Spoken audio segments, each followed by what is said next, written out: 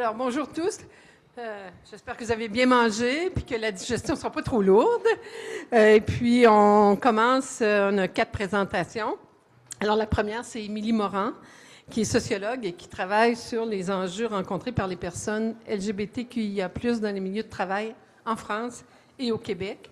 Elle a d'ailleurs coécrit un livre sur le sujet qui s'appelle « Tous hétéros au boulot », point d'interrogation, jouer et déjouer les normes de genre et de sexualité au travail. En 2025, elle lance avec 2 collectifs queer en France un nouveau baromètre sur les trajectoires LGBTQIA+, dans le monde professionnel. À toi, Émilie. Allô? Oui, ça marche, génial. Bonjour à tous. Je ne sais pas quand est-ce que les présentations vont être mises, les PowerPoint. Je laisse Tara gérer ça. Déjà, merci beaucoup de l'invitation à présenter aujourd'hui. Un immense merci aux organisatrices et aux membres du RLQ qui sont vraiment incroyables et qui permettent à de tels espaces d'échange et de partage d'exister. Elles font un travail super et je tiens vraiment à les remercier. Bon, j'avoue, je l'ai dit à 2-3 personnes, c'est pas facile de passer après la grande qualité des présentations de ce matin. Mais bon, voilà, on va y aller.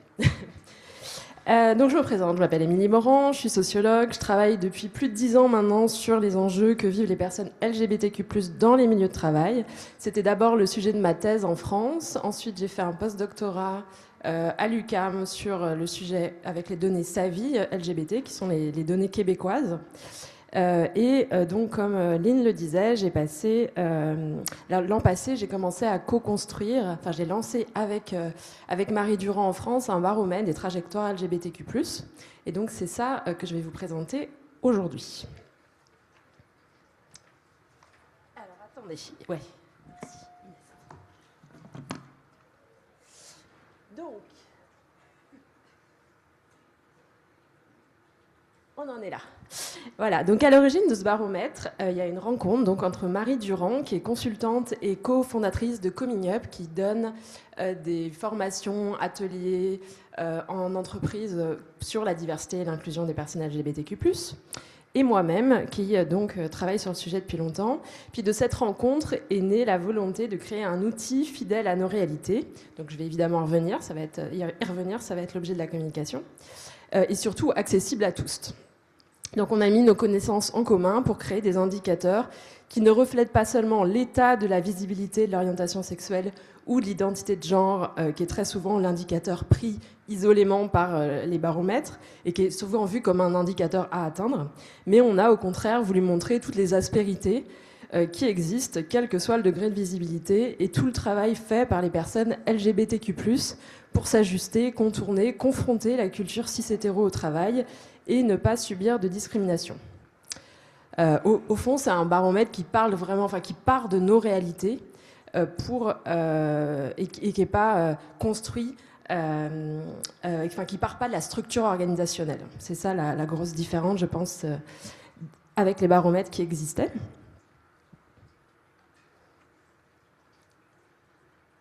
Pardon. J'ai compris dans quel sens c'était.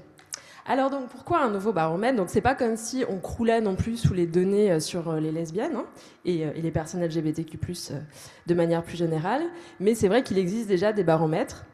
Le point de départ, c'est cette espèce de frustration qu'on avait, Marie et moi, devant la méconnaissance générale de l'ampleur des enjeux rencontrés par nos communautés dans les milieux de travail. En France particulièrement, on entend soit la sexualité, elle n'a pas sa place dans le monde du travail, soit à minima, on s'entend sur le fait qu'il est important de lutter contre les discriminations, mais quand on sait justement que c'est vraiment la face immergée de l'iceberg parce que la plupart des gens font tout le travail en amont pour ne pas subir de discrimination, on voit bien qu'on passe complètement finalement à côté du sujet. Donc c'était vraiment ça le point de départ. Puis je partage aussi ce qui a été dit ce matin sur l'inclusion, et qui est souvent un vernis un peu posé sur l'organisation pour mettre quelques actions en place et pas repenser les normes à l'origine des différents mécanismes d'exclusion. Donc voilà, on voulait documenter les angles morts, donc, et ils sont nombreux, et on avait l'intention de décliner selon les réalités plurielles, selon les différentes orientations sexuelles, les situations privées, notamment intégrer aussi les couples polyamoureux, les couples non monogames, ouverts, et des questions plus adaptées aux situations rencontrées par les personnes trans et non-binaires également. Donc plus précisément, mais non exhaustivement, là où les baromètres mesurent en fait des états, donc des taux de coming out, des taux de discrimination, nous, on s'intéressait plutôt aux trajectoires, comme son nom l'indique, en mettant en lumière les processus qui structurent l'expérience des personnes LGBTQ+ au travail, en documentant les expériences différenciées selon les étapes de la carrière, les changements de posture selon les milieux de travail. Et aussi, dernier point, on voulait aussi articuler les événements privés et professionnels, ce qui est rarement fait, donc ce que je vais développer tout à l'heure, en mettant aussi en avant le caractère stratégique de la divulgation, avec des verbatims qui illustrent aussi les tensions qui peuvent être rencontrées. Pour terminer là-dessus, donc au travers de ce baromètre, on souhaitait considérer les modes de vie qui sortent de l'homonormativité à travers un questionnaire inclusif et représentatif de toutes les expériences LGBTQIA+, couvrir l'ensemble des profils et des situations dans l'interprétation des réponses avec une lecture complète, sans hiérarchie de vécu, ce qui est aussi quelque chose qu'on peut reprocher aux études existantes parfois, et ne pas reproduire de hiérarchie entre des situations acceptables ou non via des pistes d'action qui incluent toutes les réalités. Alors évidemment, je ne vais pas...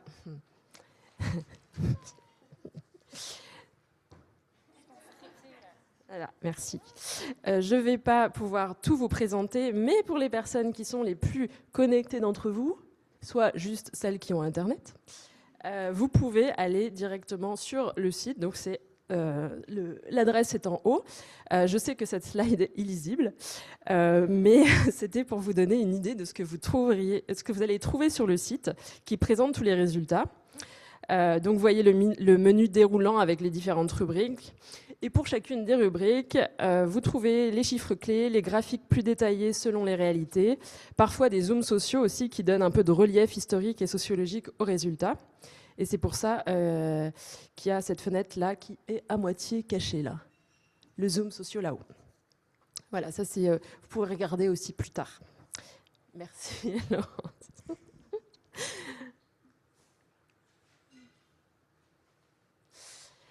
Alors, pour vous donner une idée, ici, j'ai mis quelques graphiques que vous pouvez donc trouver sur le site sur les réalités plurielles. Donc, je vais y passer rapidement. On a le croisement de l'étendue de la divulgation avec plusieurs variables.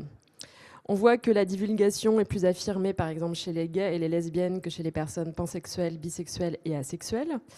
Que les personnes de moins de 25 ans sont nombreux à être pas du tout out au travail, ce qui va dans l'hypothèse un peu d'un retour au placard des personnes LGBT jeunes, même si il faut aussi nuancer avec le fait que très souvent il y a le facteur ancienneté qui peut jouer, donc ce qui peut freiner aussi la divulgation chez les plus jeunes, et le fait aussi qu'il y a moins de mise en couple stable, on va dire, chez les plus jeunes, ce qui peut aussi jouer puisqu'on sait que le couple est un facteur de normalisation, beaucoup et de banalisation du fait de se dire gay ou lesbienne ou tout ce que vous voulez au travail. Aussi, on voit que le fait d'être pleinement out est moins fréquent dans le secteur public et chez les indépendants, ce qu'on peut interpréter grâce au verbatim par cette injonction à la représentation de l'institution publique ou par rapport à la patientèle. Donc l'idée qu'il faut être neutre, qu'il faut garder, qu'on représente l'institution et qu'évidemment l'institution n'est pas neutre mais hétérosexuelle. Et ça, on le retrouve aussi chez les indépendants, ce qui est intéressant parce qu'on pourrait se dire qu'à partir du moment où on s'est détaché d'une direction et de supérieur, on peut plus facilement gérer la visibilité de son orientation sexuelle. Or, en fait, on voit que on retrouve chez les personnes qu'on a interrogées cette injonction au travers de est-ce que les clients, est-ce que ça va passer par rapport aux personnes clientes ou aux personnes patientes ou aux élèves, etc. Donc on a beaucoup de propos qui font référence à ça, ce qui peut être lié à un concept que j'aime beaucoup, qui est l'hétéroprofessionnalisme. Donc soit l'ensemble des normes, attentes et régulations implicites qui définissent ce qu'est un bon professionnel à partir de présupposés hétérosexuels et cisgenres. et qui se traduit par ces injonctions à la discrétion, justifiées par le devoir de rester neutre, de représenter l'organisation, etc. Et enfin, dernière chose, je sais que je passe vite, une divulgation qui est modulée selon le modèle relationnel aussi. Donc on voit que il y a plus de totalement out chez les couples monogames que polyamoureux, et aussi beaucoup plus que chez les célibataires. Alors attendez, j'ai plein de trucs à gérer. Comme je disais tout à l'heure, une des spécificités du baromètre aussi, c'est d'articuler des événements personnels avec la trajectoire professionnelle. Donc ce qu'on a appelé des moments pivots qui influencent l'expérience professionnelle.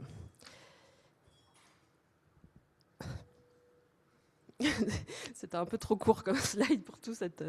Mais bon, bref. Et donc, ce qu'on voit, c'est qu'on a demandé aux personnes s'il y avait justement des événements privés qui avaient précipité un coming out au travail. Et on voit que parmi les 23% de personnes participantes qui ont répondu à avoir fait un coming out suite à un événement personnel, 33% citent l'arrivée d'un enfant ou un parcours PMA, 22% un mariage ou un PACS, 21% une nouvelle relation, 14% une séparation ou un divorce. Et parmi les 18% qui ont répondu autres, il s'agit d'une transition de genre, oui, d'un déménagement, d'un emménagement, du décès de la conjointe ou d'un ou d'une parent de la conjointe, un changement d'orientation sexuelle, etc. Donc on voit bien l'intérêt qu'il y a aussi à mieux comprendre si on veut vraiment mettre des mesures qui favorisent la gestion de la divisibilité sexuelle au travail, qu'il est très important aussi de comprendre l'articulation entre privé et public.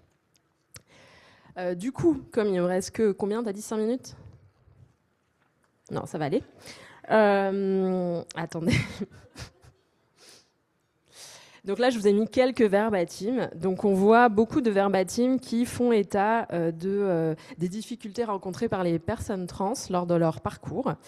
Souvent, partir de l'organisation avant d'entamer sa transition, attendre la fin des opérations d'affirmation de genre et des périodes de convalescence avant de chercher un nouvel emploi, la peur de changer de travail, et donc tout ce que généralement on n'arrive pas à mesurer dans les baromètres plus classiques. Donc ce sont des situations courantes.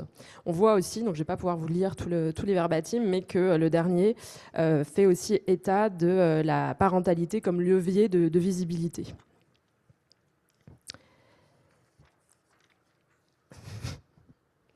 Je ne sais pas comment les autres ont fait ça pour rendre ça fluide, mais bon, moi j'y arrive pas. Alors, quelle lecture sociologique on peut faire à travers les résultats du baromètre? Évidemment que l'inclusion ne se mesure pas seulement à l'absence d'hostilité manifeste, mais à la quantité de travail nécessaire pour éviter qu'elle n'apparaisse. Que l'ampleur des stratégies déployées par les personnes LGBTQ+ au travail ne relève pas seulement de la gestion ponctuelle d'incidents, mais d'un travail quotidien d'ajustement visant à prévenir des situations potentiellement problématiques. Qu'il y a un calibrage constant de la présentation de soi, neutralisation du genre du ou de la partenaire, contrôle des pronoms, sélection des informations biographiques racontables, modulation des réactions face aux blagues. Pardon. Choix de participation ou d'évitement de certaines sociabilités professionnelles, repas d'équipe, conversations informelles, rituels organisationnels. Et que ce travail stratégique constitue une charge invisible intégrée à l'activité professionnelle elle-même, que les personnes LGBTQ+ n'exécutent pas seulement leur emploi, elles doivent simultanément sécuriser les conditions sociales permettant de pouvoir l'exercer. Donc, quelles sont, pour vraiment terminer, les suites de ce baromètre? Donc, j'ai vraiment présenté très très brièvement quelques-uns des résultats et des axes.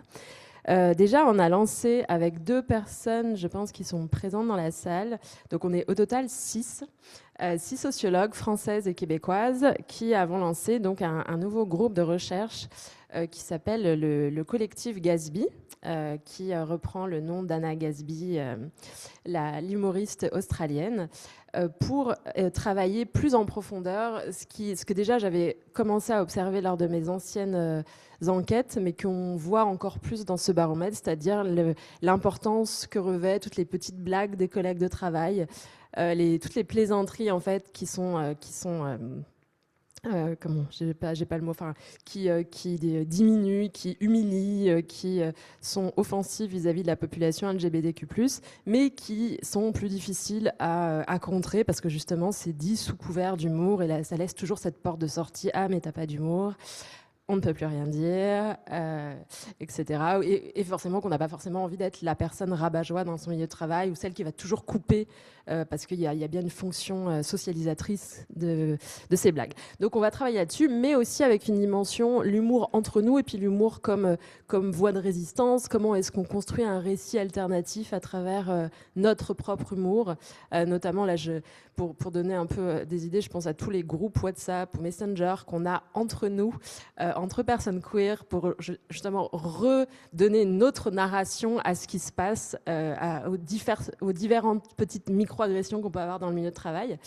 Donc ça fait partie des choses qu'on aimerait bien approfondir avec ce groupe de recherche. Donc j'espère qu'on pourra vous présenter ça par la suite. On a aussi lancé un observatoire, donc vraiment à l'image de ce que Sarah a fait avec l'Observatoire de la lesbophobie, c'est-à-dire une page internet où en fait, de la même façon que on peut dénoncer des actes de lesbophobie sur le baromètre de Sarah, on peut aussi dénoncer des actes n'importe quel comportement en fait dans le milieu de travail qu'on va pas forcément monter jusqu'à une plainte, mais qu'on a envie de dénoncer sur un espace et c'est ce qu'on essaye d'offrir pour avoir un peu des témoignages en continu et pour alimenter aussi le baromètre qui normalement devrait il devrait y avoir de nouvelles éditions. Voilà. Donc la suite, prochain baromètre qui seront améliorés et j'aimerais bien aussi le lancement du même baromètre au Québec. Voilà. Donc on espère vous en dire plus très bientôt. Je pense que j'ai respecté le temps. Merci beaucoup.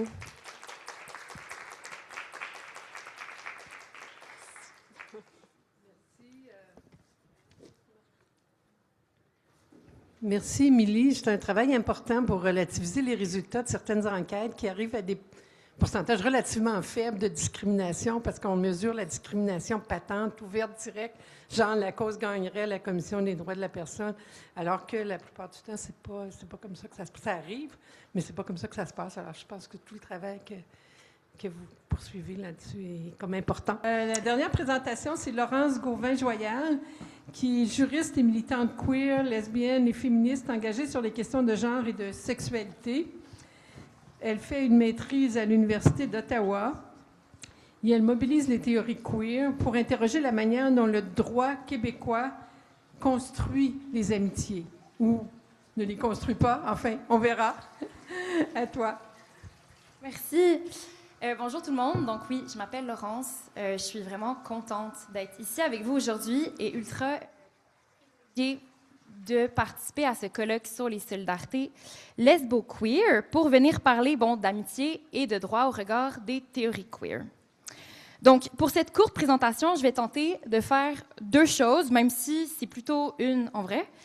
Donc, je vais déjà tenter d'interroger la manière dont le droit québécois va apposer les amitiés comme un lien secondaire, en l'illustrant par quelques exemples concrets en droit. Et pour terminer, je vais apposer certaines réflexions sur la manière dont un usage queer des amitiés pourrait permettre de réimaginer nos modes de vie hors de cette amatonormativité. Donc, c'est-à-dire hors de cette idée que le couple devrait prédominer sur tous nos autres liens intimes dans nos vies, et donc que ces amitiés queer pourraient agir comme des actes de résistance.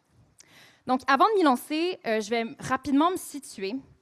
Je vais simplement dire que je me plais à dire que j'ai un rapport politique et que je considère militant aux amitiés par mes pratiques imparfaites du quotidien qui visent à faire une plus grande horizontalité au sein de mes relations, notamment en cohabitant avec mes amis depuis maintenant une dizaine d'années.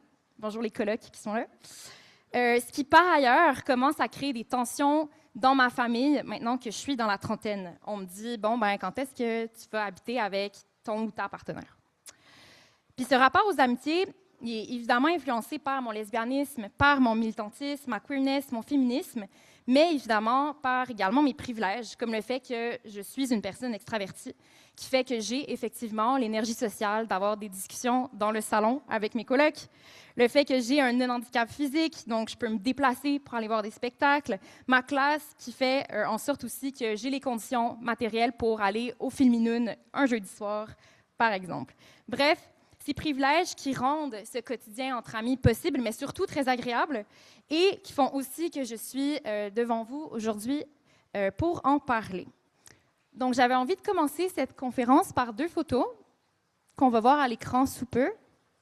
J'imagine. Ah, voilà.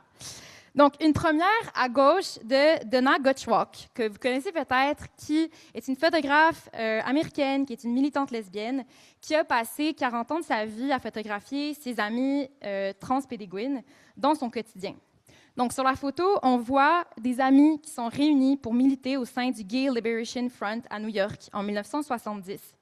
Puis honnêtement, quand je l'ai vue, cette photo à son expo à Paris cet été, j'ai pleuré parce que je me suis sentie vue, en fait. Je nous ai vus dans cette intimité militante quotidienne. Et puis à droite, c'est une photo, cette fois-ci, de Nan Goldman, que vous connaissez peut-être, qui a aussi essayé un peu de faire la même chose, mais cette fois-ci dans les années 80, pendant la crise du VIH-Sida, où elle a photographié ses amis pour y montrer l'importance dans son quotidien, dans la résistance et aussi dans la fête. Donc, je vous les présente rapidement cet après-midi parce qu'elles me permettent de vous nommer l'importance des amitiés pour les personnes qui sortent des normes de genre et de sexualité, donc aussi pour les lesbiennes, vécues parfois comme des lieux de solidarité, de résistance, mais aussi de survie, et de l'importance de la crise du VIH-Sida dans les études lesbiennes et gays, les études trans et les études queer autour de ces études sur les familles choisies. On le sait, cette crise a amené des morts rapides, ce qui a notamment mis en lumière de manière assez urgente certaines inégalités liées à cette non-reconnaissance juridique de certains liens interpersonnels qui étaient jugés comme moins importants. Passant des enjeux liés au consentement aux soins, on en parlait avec Lynn rapidement, donc qui est-ce qui pouvait nous visiter à l'hôpital, qui est-ce qui pouvait prendre des décisions sur les personnes malades, aux questions d'héritage, de migration, de filiation, qui ont encore lieu malheureusement aujourd'hui. Et c'est dans ce contexte militant lié au VIH-Sida que les théories queer, donc mon cadre théorique, se sont notamment consolidées. Elles ont émergé dans cette optique de s'éloigner d'une analyse centrée sur les identités gays et lesbiennes pour s'intéresser plutôt aux pratiques qui vont sortir des normes de genre et de sexualité. Puis c'est en ce sens que les théories queer vont s'intéresser aux pratiques donc non monogames, aux familles pluriparentales, aux pratiques BDSM, bref, à ces pratiques qui vont déstabiliser, interroger les catégories de genre, de sexe et de sexualité, mais aussi les liens attendus entre ces catégories. Et donc, c'est la raison pour laquelle, dans mon mémoire et dans cette courte présentation, j'ai envie de penser les amitiés au regard des théories queer pour questionner les rapports de pouvoir, mais aussi les régimes de normalité qui vont se cacher au sein de nos discours juridiques, mais aussi judiciaires québécois, mais aussi pour les réfléchir comme des lieux de résistance queer. Donc, je n'ai pas la place aujourd'hui pour plus parler de mon cadre théorique, malheureusement. Mais si jamais, on peut en revenir ou pas pendant la discussion. Mais j'ai décidé de me concentrer sur le droit. Donc, passons au droit. Merci. Bon, déjà, il faut comprendre que les amitiés ne sont pas explicitement encadrées par le droit québécois. Je dirais même qu'elles sont quasi absentes. C'est-à-dire qu'il n'existe aucune loi, aucun règlement qui prévoit des règles spécifiques qui entourent les relations amicales, ce qui, dans une perspective queer, est une très bonne chose, parce que ça permet aux amitiés de demeurer fluides, non institutionnalisées, et de créer des théâtres dissidents, pour reprendre une expression que j'affectionne de Preciado. Mais ce non-encadrement peut également, on l'entend, désavantager, donc de manière économique, symbolique, structurelle, des personnes qui vont organiser leur vie autour de leurs amitiés. Donc, voyons quelques exemples. Donc, j'ai dit que les amitiés étaient quasi absentes, parce qu'en fait, il existe une catégorie juridique AMI, donc AMIS, dans le Code civil du Québec, Il est cité par ailleurs à 9 reprises, même si ça peut être une surprise, dans un cas très précis pour la composition de ce qu'on appelle le conseil de tutelle. Donc, dans un cadre très précis de protection pour des mineurs, quand les parents légaux ne sont pas aptes, en fait, à exercer pleinement leur autorité parentale. Donc, déjà, par son effet performatif, on voit comment cette simple catégorie de amis se construit comme un rôle supplétif à la famille, en support, mais surtout en dehors, en fait. En effet, donc, par cette énumération des catégories de personnes qui sont susceptibles de former ce conseil de tutelle, donc on le voit à l'écran, il y a les parents, les alliés, les amis, la loi va aussi créer cet effet dichotomique entre parents et amis, ce qui vient déjà nier la réalité des amis qui sont aussi coparents, réalité qui évidemment existe, tout en consolidant cette idée binaire qu'on peut simplement être amis ou parents, mais pas les deux à la fois. Ça me permet d'ailleurs de vous nommer qu'en matière de filiation, donc pour établir le lien juridique entre un parent et son enfant, cette dichotomie parent-ami est évidemment plus que symbolique. Donc, dans les cas d'adoption, on peut passer à la prochaine slide. Ah, c'est moi qui... Ah! Moi, j'ai rien compris. Merci, Émilie. J'adore. Donc, dans des cas d'adoption ou de projet parental avec ce que le droit va appeler une contribution d'un tiers, donc du sperme, des ovules, ou passer par la gestation pour autrui, pour que la filiation puisse être établie, il faut soit faire cette demande de filiation seule, donc être un solo parent, ou à deux, donc déjà binairement, donc à deux, quand il y a une relation conjugale qui va exister. Donc, a priori, les amis qui ne partageraient pas une relation conjugale seraient exclus de ce mode de filiation.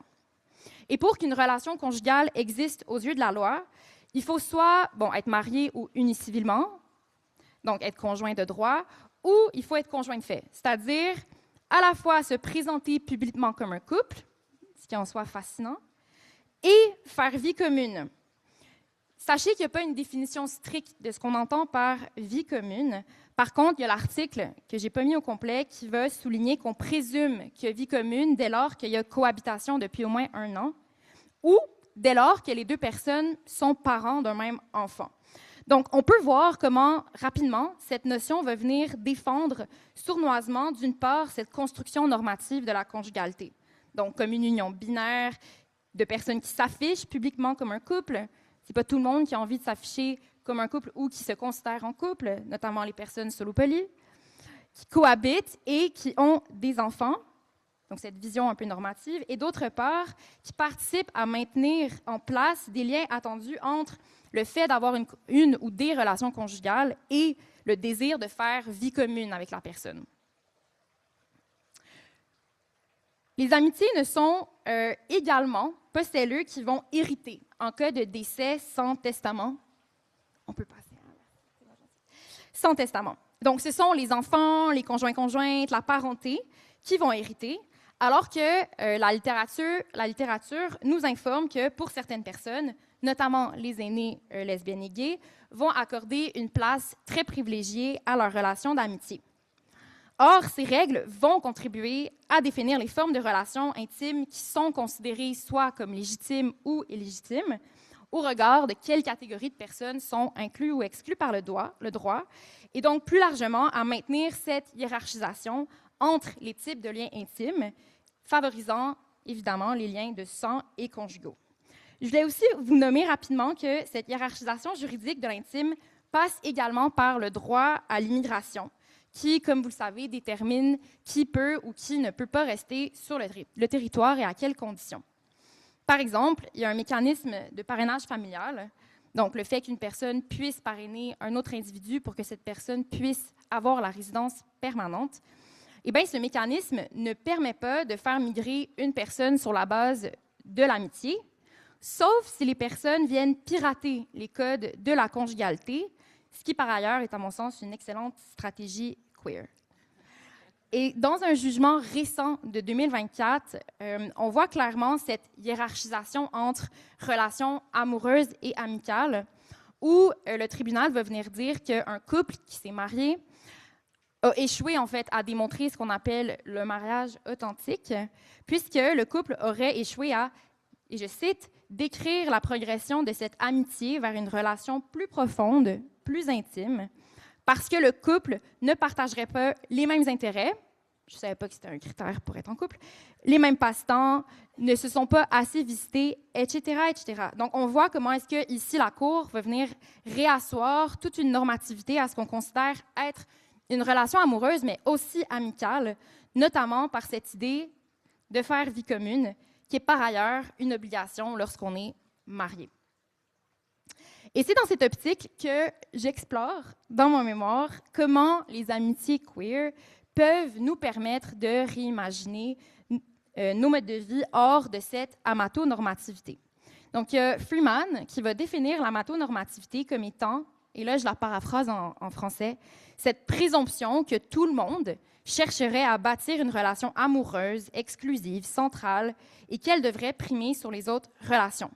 Elle va aussi nous rappeler que l'amatonormativité va overlap, donc être tressée, interconnectée, avec l'hétéronormativité dans la mesure où les relations exclusives et monogames constituent cet idéal hétérosexuel, ce qui désavantage, voire discrimine, les personnes qui sortent de cette norme, notamment les personnes polyamoureuses, les personnes asexuelles, les personnes aromantiques et les personnes célibataires. Et sur cette base, il y a de Las Heras Gomez qui a écrit vraiment un super article que je vous recommande qui s'appelle « Thinking Relationship Anarchy from a Queer Feminist Approach », où elle va défendre l'idée que le concept d'anarchie relationnelle peut nous permettre de réfléchir aux liens intimes en dehors de cette hétéronormativité et donc de cette amatonormativité, parce que, selon elle, il nous permet de déconstruire et de montrer les scénarios normatifs attendus dans ce mythe romantique. Donc, j'ai mis la citation, elle va dire « Quand tu as une attraction sexuelle, ça voudrait dire que tu aurais une attraction romantique qui mènerait à une relation de couple monogame et qui mènerait à des projets de vie communs. » Ce qui fait, par ailleurs, écho avec le courant temporel queer qui va venir questionner aussi c'est quoi ces étapes de vie qu'on considère réussies. Et donc, elle nous invite à décentrer nos relations amoureuses pour horizontaliser nos pratiques relationnelles et venir interroger ces scripts sexo-romantiques. Par exemple, de défaire l'idée que parce que je couche avec toi, donc je t'aime, donc je veux habiter avec toi, donc je veux avoir des enfants avec toi. Et donc, de réfléchir autrement cette organisation de nos vies intimes et de briser surtout les liens attendus entre ces composantes. Et donc, c'est par cette déstabilisation de la hiérarchisation des liens affectifs qu'il semble notamment possible de fissurer cet ordre hétéronormatif et d'offrir un horizon queer aux amitiés. Elle pourrait constituer, pour reprendre une phrase que j'aime beaucoup de Sarah Ahmed, une autre manière d'être ensemble, de se blottir les unes contre les autres, de se tenir au chaud, pour se donner un nouveau sens à nos modes de vie. Merci.